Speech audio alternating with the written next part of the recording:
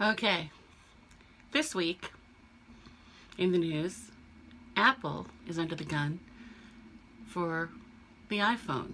Specifically, parents and investors are up in arms because little kids, fourth graders, fifth graders, are getting addicted to the phones. And it's messing with their concentration, etc., etc., etc. And I will put some links to my favorite articles.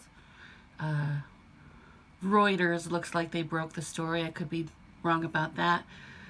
Reuters headline is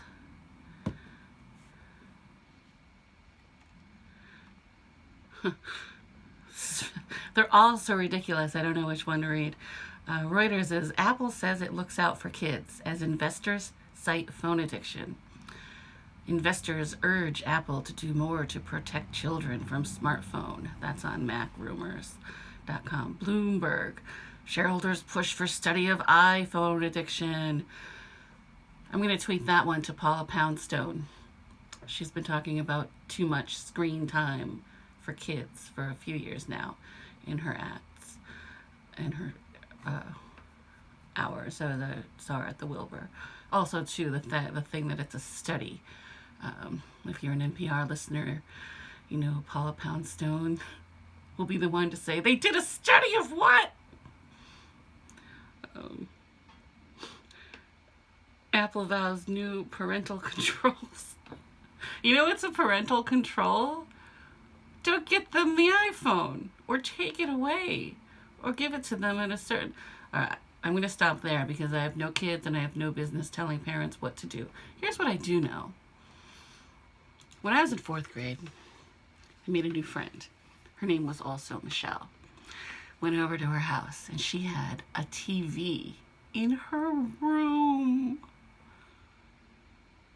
I was floored. I was mesmerized. I went home and I told my mom. And in the retelling, I could try to be cool and say I was all cool about it, you know, like Ralphie in A Christmas Story. Oh, you know, I guess I don't really need a TV in my room. I'll just have more books. Well, I did that too, but I would have rather watched TV than do anything when I was little. I really would. I would stay up. When John Ritter died, my mom called me up. I was an adult, and she said, how he made you laugh when you were a little girl. And it's true. She remembers that. I should get her on the phone and she can tell the story. But I loved the trick. I had tricks. The trick to Three's Company, because it was on after our bedtime, was to play it super cool. It went Happy Days, Laverne and Shirley, and then Three's Company came on. And my mom wasn't a monster.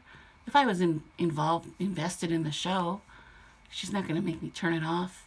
She was really young. She had me at 17. She was only 17. But, you know, she knew enough to just be like, all right, after this, though, well, if she'd catch us before the theme song started, we'd have to go to bed and miss Three's Company. But if we were cool and she was otherwise occupied and it started and we were like 10 minutes in, then we could watch the whole thing. You know, they were young, like I said, so my parents would go out a lot and we had babysitters, which were easy pushovers. And I saw more Saturday Night Live than any little kid should have. You know, that's not appropriate content for a kid. But it was a different time, and you know, my mom would be in the kitchen. Oh, what should we have for dinner? Cheeseburger, cheeseburger, cheeseburger. Pepsi, Pepsi, Pepsi. We were vegetarians, A, and 2, we weren't allowed soda ever. Like, you know what I don't remember? I don't remember my mom calling up Sanyo to say, "Hey, my kid is doing Belushi in the kitchen. You got to do something."